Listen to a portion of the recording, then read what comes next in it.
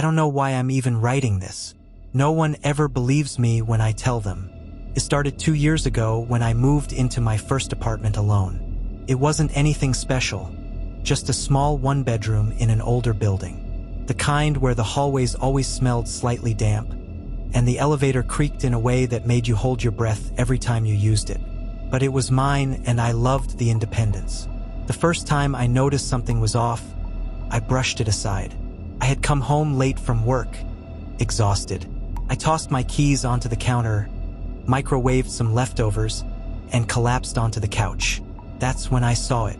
My keys were back on the entryway table. I told myself I was just tired. Maybe I had thought about throwing them on the counter but hadn't actually done it.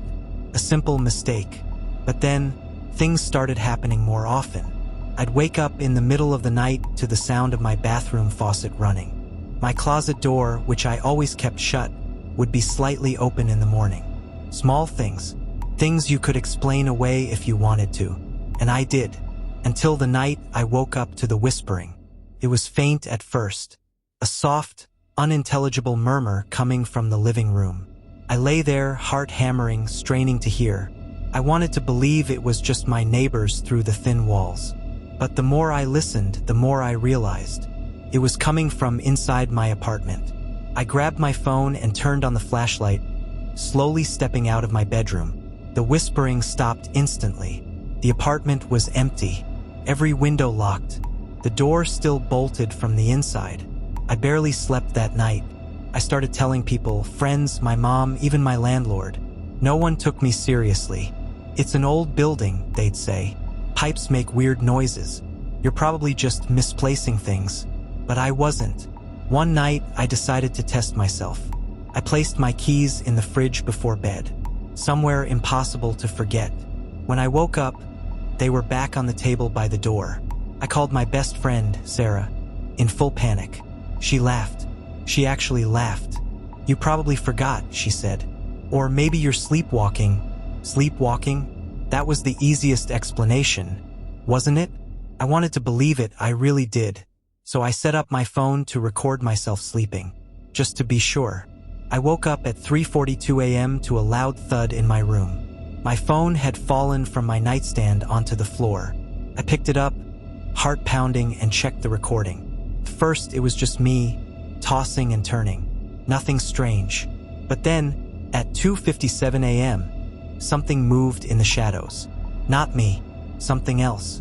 A dark figure, just beyond the foot of my bed, standing, watching, and then it reached out and picked up my phone. That's when the recording ended. I don't know how long I stood there, staring at the screen, my body frozen in terror. The worst part? I had never woken up. I had never seen it. I moved out that morning, left everything behind. People still don't believe me when I tell them. They laugh, tell me I had a nightmare, that I edited the video, that I just wanted attention. But I know the truth, and I can't stop thinking about one thing. If it moved my phone that night, what else has it done while I was asleep? I tried to forget. I really did. I moved to a new apartment across town, a place with bright windows and thick locks. For a while, things were normal. I started sleeping better, convincing myself that maybe, just maybe, it had all been my imagination. But then, 2 weeks after moving in, I came home from work and found my keys. Not on the counter, not in my bag, but sitting neatly on the entryway table just like before. That night, I barely slept. Every creak of the building sent my nerves on edge. Around 3 a.m., I heard it again, the whispering. Not from the living room this time. Closer, right outside my bedroom door. I clutched my phone, paralyzed with fear, as the door handle slowly began to turn. My breath hitched in my throat, and I braced myself for whatever was about to come through. But then, just as suddenly as it started, the handle stopped moving. Silence. The air felt thick, heavy, wrong. And that's when I realized whatever I had left behind in my old apartment, it had followed me.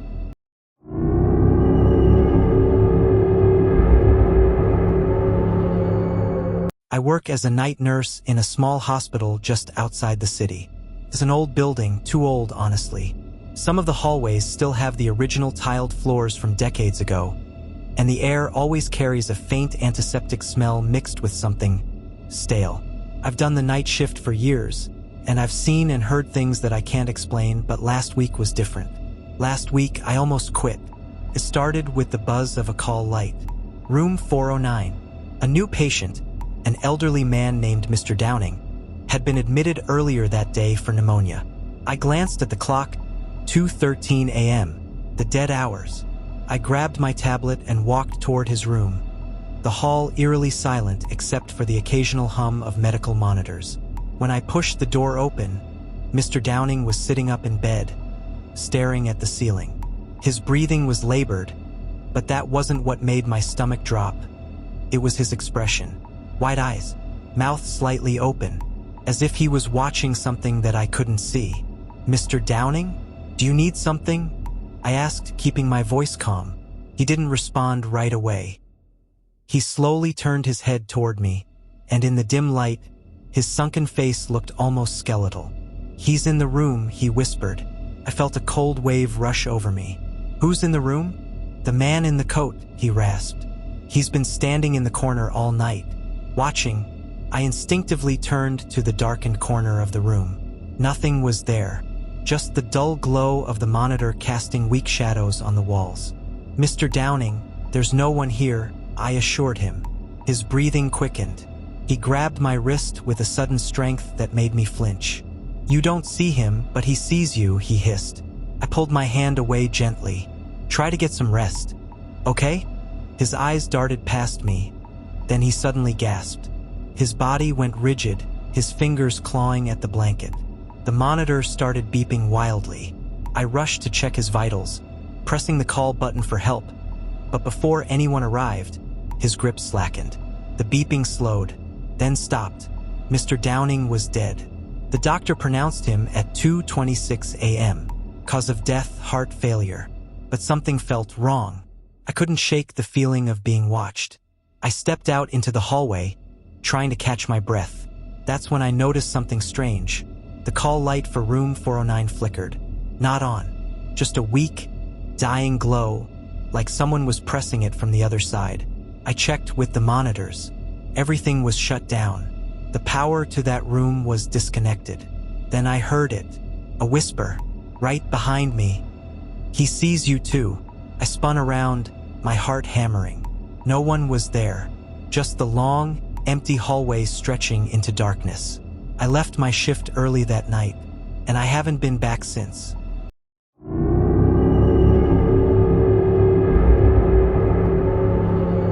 I've always loved camping. Getting away from the city, breathing in fresh air, and sitting by a crackling fire under the stars. So when my best friend Ryan suggested a weekend trip deep into Black Hollow Forest, I didn't hesitate. The place had a reputation. Some said people had gone missing over the years, but I brushed off the stories as local legends. We packed our gear, grabbed a case of beer, and set off. The hike in was peaceful at first. The trees loomed high above, their dense canopy filtering the afternoon sunlight. But as we ventured deeper, an eerie silence settled around us. No birds, no rustling leaves, just the sound of our footsteps crunching the underbrush. "Feels weird here, man," Ryan muttered. I nodded, but I didn't want to admit the place unsettled me too. By the time we found a decent clearing, the sun had dipped below the treetops, casting long shadows.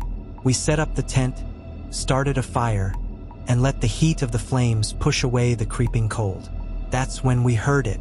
A whisper, faint, distant, like wind through leaves, except there was no wind. Ryan stiffened. "Did you hear that?" I swallowed hard. "Yeah." We both turned toward the trees, flashlights in hand. The darkness beyond the fire's glow felt heavy, like something was pressing in on us. Then the whisper came again, closer. A single word. "Help!" A chill ran down my spine. It was soft, almost pleading, but something about it felt wrong, artificial. Ryan grabbed his knife. "Hello?" he called. Silence. We scanned the tree-line but saw nothing. Then, just as we started to relax, something moved. A figure, a man, standing just at the edge of the firelight. He was tall, unnaturally thin, his face obscured by the shadows. "Help," he whispered again, but his lips didn't move. Every instinct in me screamed run. Ryan stepped forward. "Sir, are you?" The man twitched, not moved, twitched, like something inside his skin was trying to break free. His head jerked at an unnatural angle, his mouth stretching open far wider than it should. "Help me!" Ryan and I bolted. We didn't care about the tent, our gear, nothing. We just ran. The whispers chased us, growing louder, layering over each other in an overlapping, inhuman chorus. "Help! Help! Help!" I don't know how long we ran before we burst onto the road where we had parked. We didn't stop until we were inside the car, speeding away, lungs burning. The next day, we reported it to the park rangers. They searched our campsite but found nothing, except our tent, still standing. But inside, they found something we didn't bring.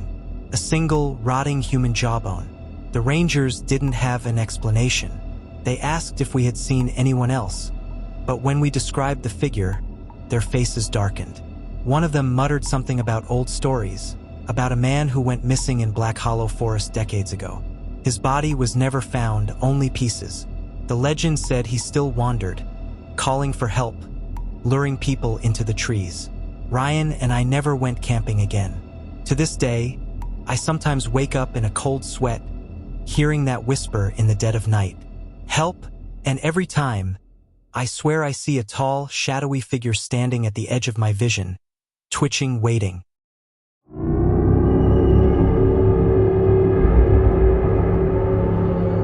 I used to love my school. It was an old building, a little run-down but full of history. The walls smelled of aged wood and dust, and the hallways creaked under every step. I had spent 3 years there, and nothing had ever felt out of place, until the final semester of my senior year. It started with a rumor.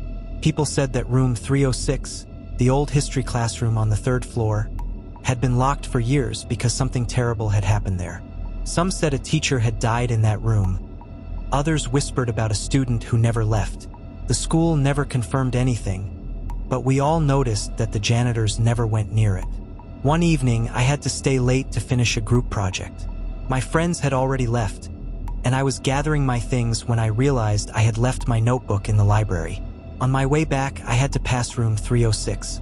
As I walked past, I heard it, a faint shuffling noise. I froze. It came from inside the locked room. I pressed my ear against the door, heart pounding, then knocking. Not frantic, not soft, just 3 slow, deliberate knocks. I took a step back, but then I heard it. A whisper. "Help me." I should have run, but my curiosity got the better of me. I reached for the doorknob and twisted, turned.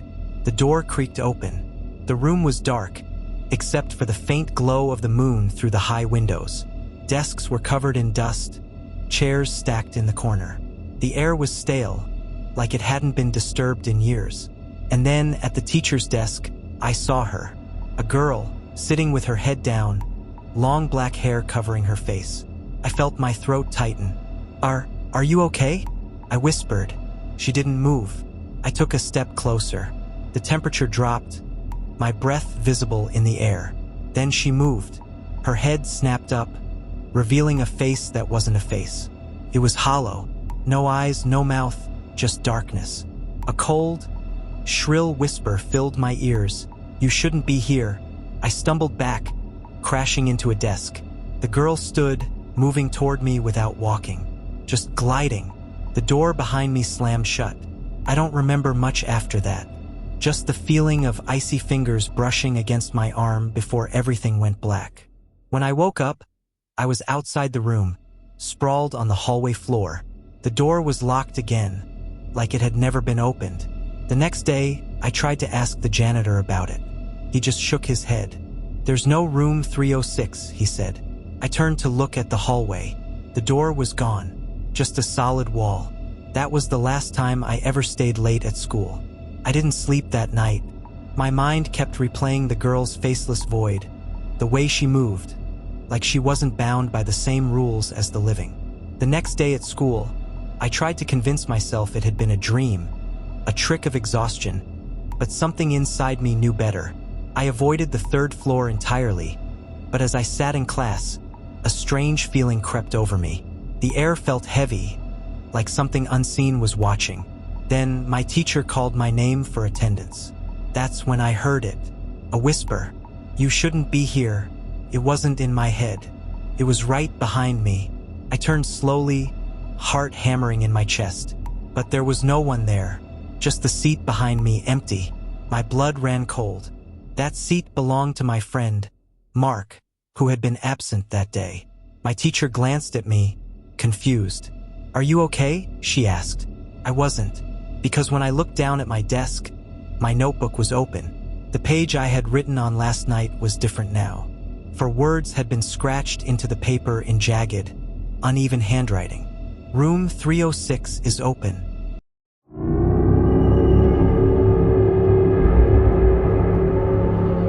I've always loved long drives at night. There's something peaceful about cruising down an open highway with nothing but the hum of the engine and the glow of the dashboard lights.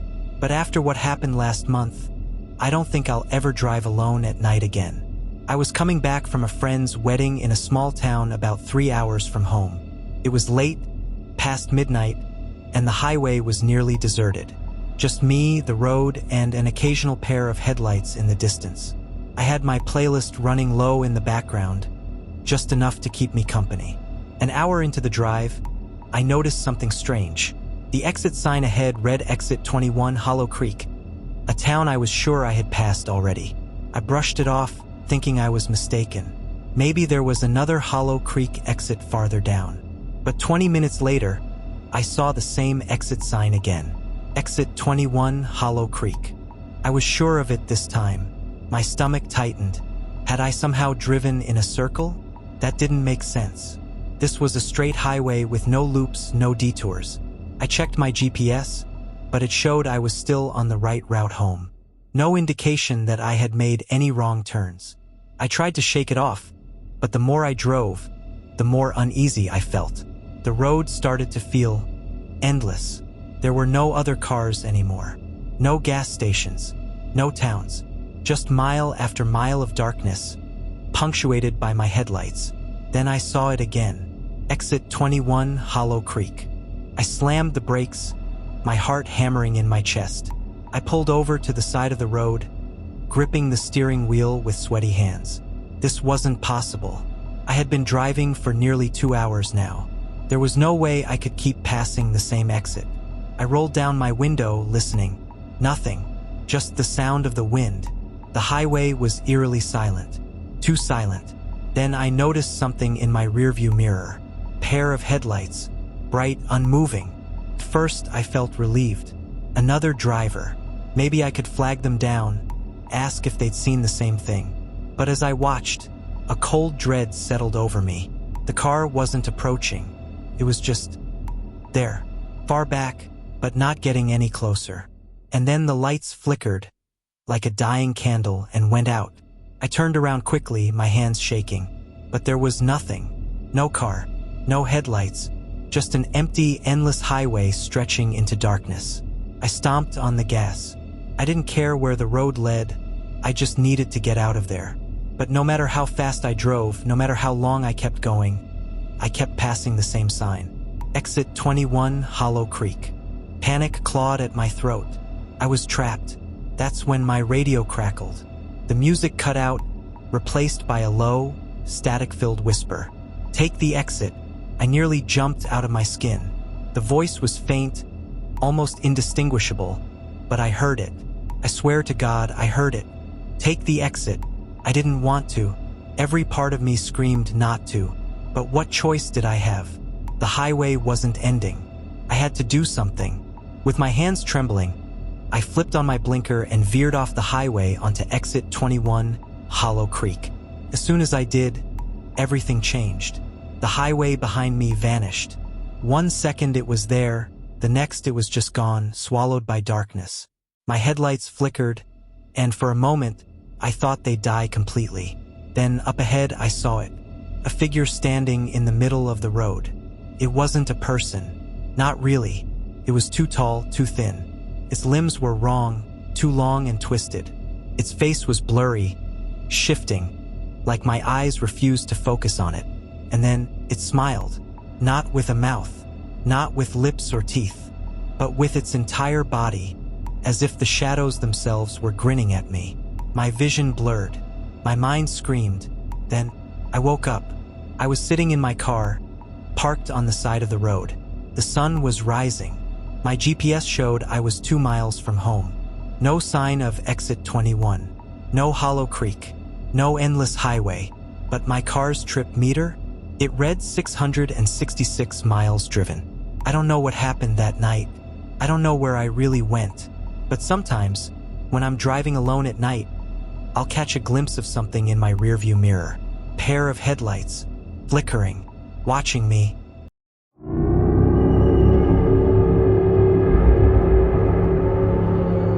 I used to work the night shift at a small, family-owned restaurant just outside the city. It wasn't a busy place. Most nights, we'd only get a handful of customers, usually truckers, insomniacs, or the occasional late-night drifter. I liked the quiet, and the extra pay was decent. But after what happened last summer, I haven't worked a single night shift since.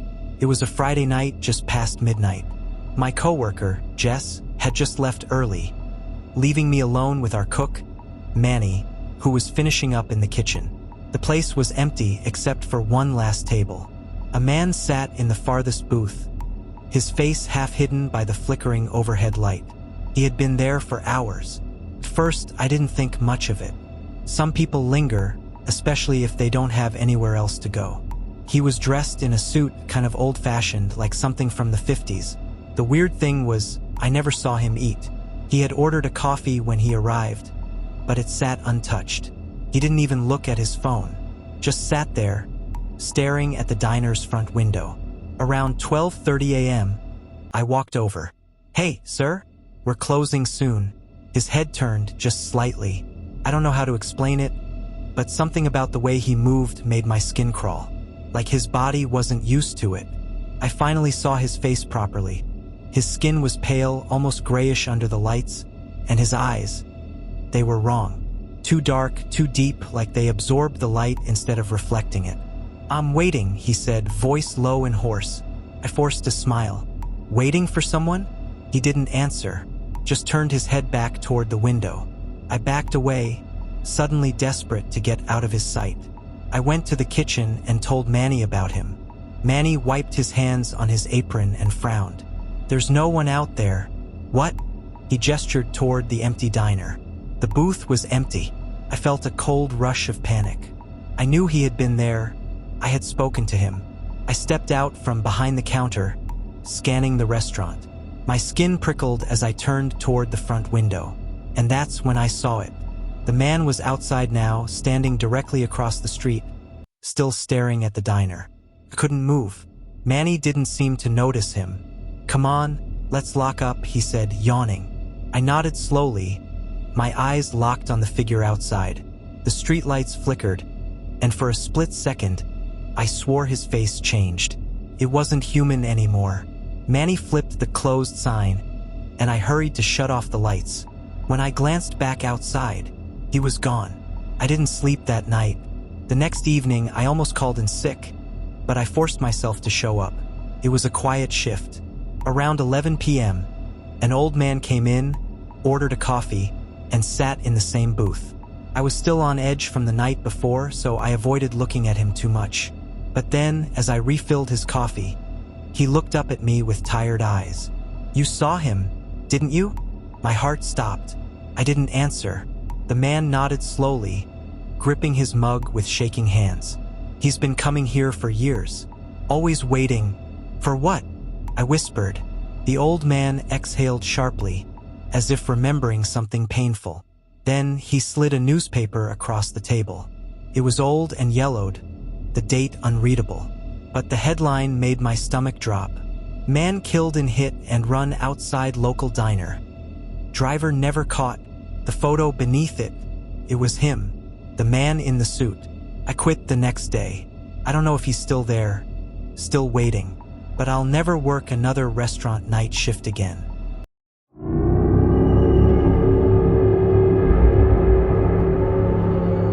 Halloween has always been my favorite time of the year. The eerie decorations, the crisp autumn air, and the way the night feels just a little more alive than usual. It's intoxicating. But after last year, I don't think I can ever celebrate it the same way again. I live in a quiet suburban neighborhood where Halloween is a big deal. Every house competes to outdo the other in decorations, and kids flood the streets in their little costumes, their laughter echoing in the night. My wife and I had just put our son, Ethan, to bed after an evening of trick-or-treating. He was out like a light, still clutching his pumpkin bucket filled with candy. By 11 p.m., most of the trick-or-treaters were gone. My wife was upstairs, probably reading, while I stayed on the porch, finishing a beer. The street was mostly empty now, except for the occasional flickering jack-o'-lanterns. That's when I noticed him. A tall, lanky figure stood at the end of my driveway. He was wearing a mask, one of those cheap, featureless plastic ones, the kind that's meant to be a blank face. His costume was simple: a tattered black hoodie and jeans, hands tucked into his pockets. He wasn't moving, just standing there, watching. At first, I thought it was some late-night trick-or-treater. But he didn't have a candy bag. He didn't say anything. He just stood there. "Hey man, Halloween's over," I called out. No response.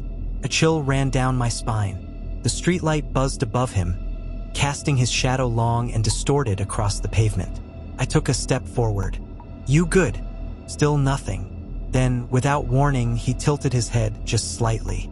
The movement was unnatural, too precise, like a puppet whose strings had been yanked. My stomach dropped. Something about the way he moved felt wrong. I backed up toward the door. My gut told me to go inside, lock up, and forget about it. But before I could move, he took a single step forward. Slow, deliberate. That's when I saw it. The mask. It wasn't just blank. It was changing.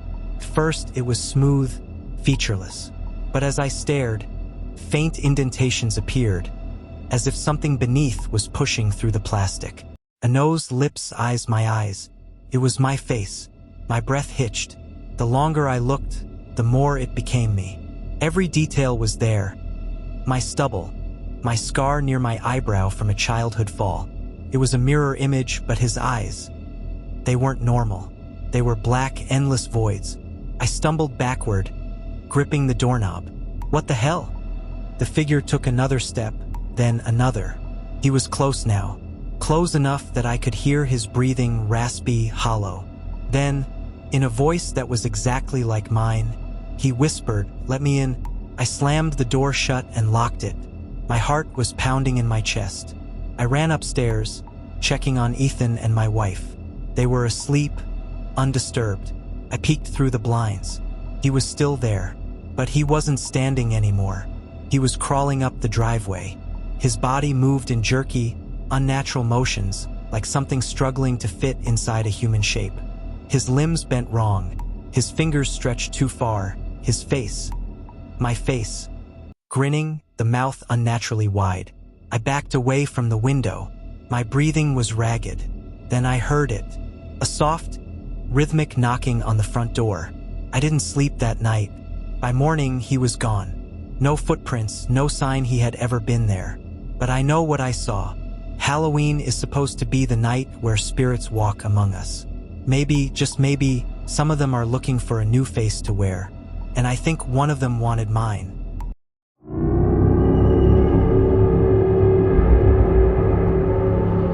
I've been a long-haul trucker for the past 7 years, and I've seen my fair share of weird things on the road. Strange hitchhikers, deserted towns, even a guy once trying to sell me what he claimed was cursed jewelry at a rest stop. But nothing ever shook me like what happened at that gas station off Route 74. It was past midnight, and I had been driving for hours. My eyelids were heavy, and my fuel gauge was running low. The nearest station was miles back, but I spotted an old, flickering sign up ahead, "Last stop gas." One of those rundown places you only see in horror movies. The lot was empty except for a single rusted-out sedan parked near the side of the building. The station looked abandoned, but the neon opened sign buzzed weakly in the window. I pulled up to pump number 3, cut the engine, and stepped out into the cold night air. That's when I noticed the silence. No crickets, no wind, just Nothing. I walked up to the store's entrance, pushing the heavy glass door open. A bell jingled overhead, and a damp, musty smell hit me instantly, like wet wood and something metallic. Inside, the shelves were barely stocked. Dusty cans of soup, expired bags of chips, and warm soda bottles. There was no one behind the counter. "Hello," I called out. No answer. A small security TV behind the counter displayed grainy black and white footage of the pumps outside. My truck sat alone, but something about the screen unsettled me. The timestamp was wrong. It read 3:14 a.m., but my phone said 12:27 a.m. I rang the little service bell on the counter. A few seconds passed before I heard movement in the back. Footsteps, slow and dragging. Then a voice, low and hoarse. "You need gas?" The man who emerged from the back looked ancient. Skin like cracked leather, cloudy eyes that barely seemed to focus. He wore a grease-stained uniform, but his name tag was too faded to read. His head cocked slightly, like he was trying to listen to me instead of look at me. Yeah, pump 3, I said, handing him my card. He took it, but instead of ringing it up, he just stared at me. His lips moved slightly, whispering something under his breath. Then he looked up at the security monitor. His face drained of all color. "Leave," he muttered. "What?" He shoved my card back into my hand. Don't pump your gas. Just go." I felt a chill creep up my spine. "Why?" But he didn't answer. Instead, he turned back toward the dark hallway he came from and disappeared. I stood there, heart pounding. Something about his reaction made me feel like I was standing on the edge of something wrong. Against my better judgment, I turned to look at the security monitor again, and that's when I saw it. A figure standing next to my truck. At first, I thought it was just a shadow, but then I saw it move. It was tall, lanky, its limbs too long, its head tilted at an unnatural angle. It stood at the driver's side window, peering in, like it was waiting for me. My stomach twisted. There was no one outside when I walked in. I had been alone. My hands trembled as I reached for my keys. I bolted outside, my eyes darting everywhere. But the lot was empty. No shadow, no figure. But my driver's side door was open. I never leave it open. That was enough for me. I yanked the door shut, jumped into the cab, and locked the doors. I didn't even care about the gas anymore. I just wanted to be anywhere but here. As I threw the truck into reverse, my headlights swept across the windows of the station. The old man stood inside, watching me with wide, terrified eyes. And behind him, barely visible in the darkness of the store, was the thing from the monitor. I floored it. I didn't stop driving until I was at least 50 miles away. I checked my phone's clock again. It still said 12:27 a.m. The time hadn't changed since I arrived at the station. When I finally dared to pull over at a crowded, well-lit rest stop, I stepped out to get some air. That's when I noticed it. A single black handprint on my driver's side window, smudged, like something had been pressing its face against the glass. I never drove that route again.